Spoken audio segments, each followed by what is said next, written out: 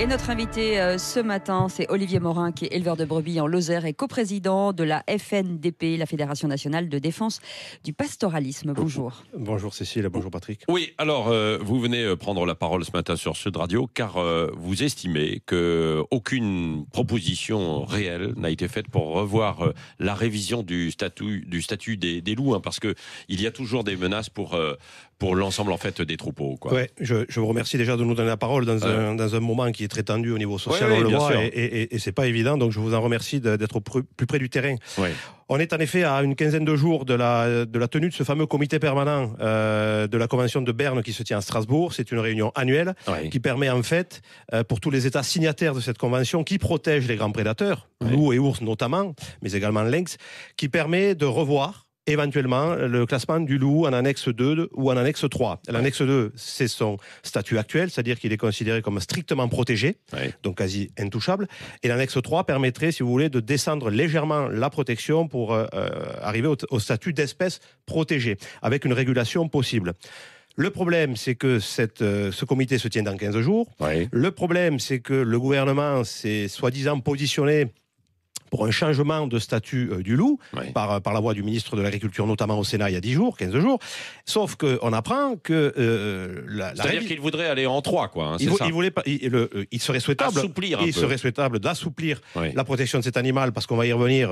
Aujourd'hui, la situation est explosive en France, mais également en Europe. Sauf qu'on apprend que la France n'a pas fait de demande au sein de ce comité-là. Et c'est trop tard. Écoutez, alors il reste 15 jours, on va voir. J'espère que c'est le but aussi de notre intervention. On n'est pas les seuls à la Fédération nationale de défense du pastoralisme de faire cette demande. Vous l'avez vu, il y a 2 jours, c'est l'Association nationale des élus de montagne, 4000 maires qui ont fait la demande similaire au gouvernement par la voix de sa présidente. Parce que vous dites que la situation est explosive en France et en Europe. Que se passe-t-il ? La situation est intenable. On est en novembre. Les derniers chiffres que l'on a sont du 31 octobre 2019, avec près de 11 000 brebis massacrés sur notre territoire. Massacrés, c'est-à-dire égorgés par des loups. Tués par des loups, mais dans des conditions atroces. Je renvoie quand même les auditeurs de Sud Radio sur un film qui est diffusé sur Internet, fait par L113, sur le massacre de ces animaux domestiques, parce que il y a la parole, mais il y a les images. Je vous assure que si des gens qui étaient dans le métro tout à l'heure, là, à Paris, voyaient ces images-là, ces 11 000 animaux domestiques, il y a des chevaux, il y a des bovins, il y a des chiens, il y a évidemment beaucoup de brebis. Pourquoi les loups attaquent alors ?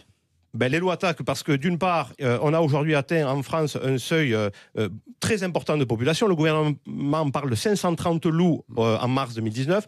On sait aujourd'hui qu'il y a plus de 1000 loups en France. C'est une vérité. Un exemple précis pour étayer mes propos.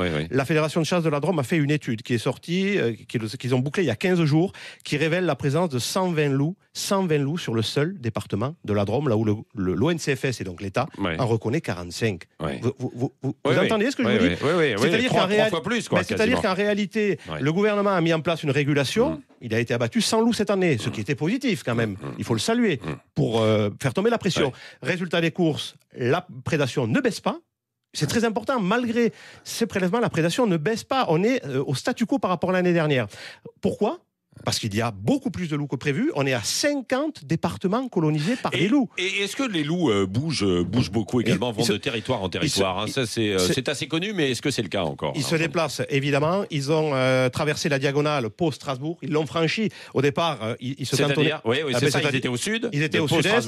Aujourd'hui, ils l'ont largement franchi. Il y a des traces de loups dans la Haute-Marne, dans l'Yonne. Apparemment, d'après Jean-Marc Morisseau qui s'est prononcé avant-hier là-dessus, les loups dans 5 ans sont en Bretagne, en Normandie. Donc ce n'est plus un problème simplement de l'arc alpin. Mais est-ce que ça veut dire que c'est dangereux pour l'être humain, enfin l'homme ? C'est une des problématiques. Il y a l'élevage qui est touché évidemment, mais il y a aussi la sécurité publique. Et c'est pour ça que les élus, et notamment l'ANEM, a pris position. C'est pour ça que le comité des régions d'Europe a fait un rapport par Jacques Blanc, d'ailleurs, qui est l'ancien président du comité des régions d'Europe et qui est de mon département, la Lozère, a fait également un rapport il y a 15 jours, signé à l'unanimité des 27 pays de l'Union européenne, sur le danger vis-à-vis du pastoralisme, mais également vis-à-vis des concitoyens. Il y a des meutes de 13 à 14 loups qui ont été photographiés, on a des preuves, dans ces départements que j'évoquais. Donc attention. Et les loups s'attaquent véritablement. Pourquoi ils attaquent les loups ? Mais ils attaquent parce que moi, je croyais que c'était quand ils étaient surtout en danger, non? Non, le loup est un animal sauvage, un prédateur sauvage, Canis lupus. De tout temps, les loups ont attaqué les troupeaux, de tout temps. On croit découvrir ça. Et ils ont attaqué de tout temps les hommes. Attention. Mais est-ce qu'on peut pas en castrer une partie? Écoutez, là, ça serait une solution, mais à mon avis, c'est techniquement... Pour éviter que ça prolifère, justement. C'est techniquement infaisable parce qu'on n'arrive même pas... On est incapable d'avoir un comptage fiable, donc on est même incapable de pouvoir les attraper. C'est ça la difficulté. Mais aujourd'hui, il y a une vraie problématique. Est-ce que le gouvernement veut, oui ou non, faire modifier ce statut? À ce moment-là, il faut qu'il se prononce, parce qu'il y a aussi un enjeu économique derrière. Le coût du loup et le coût des ours en France approchent les 300 millions d'euros par an. Dans la crise sociale actuelle, est-ce qu'on peut se permettre d'escamper de l'argent comme ça qui, en plus, fait souffrir des éleveurs quand même de manière considérable? Donc, en résumé, Olivier Morin, éleveur de brebis en Lozère, vous lancez ce matin un appel, une alerte. On lance un appel, on attend la réaction du Premier ministre, que la France se positionne clairement vis-à-vis de ce comité permanent qui se tient du 3 au 6 décembre à Strasbourg. Alors, en pleine période, évidemment, de tension sociale, ce qui n'est pas forcément... Ce que vous disiez tout à l'heure, c'est pas toujours une priorité, quoi. Et pourtant, c'est important.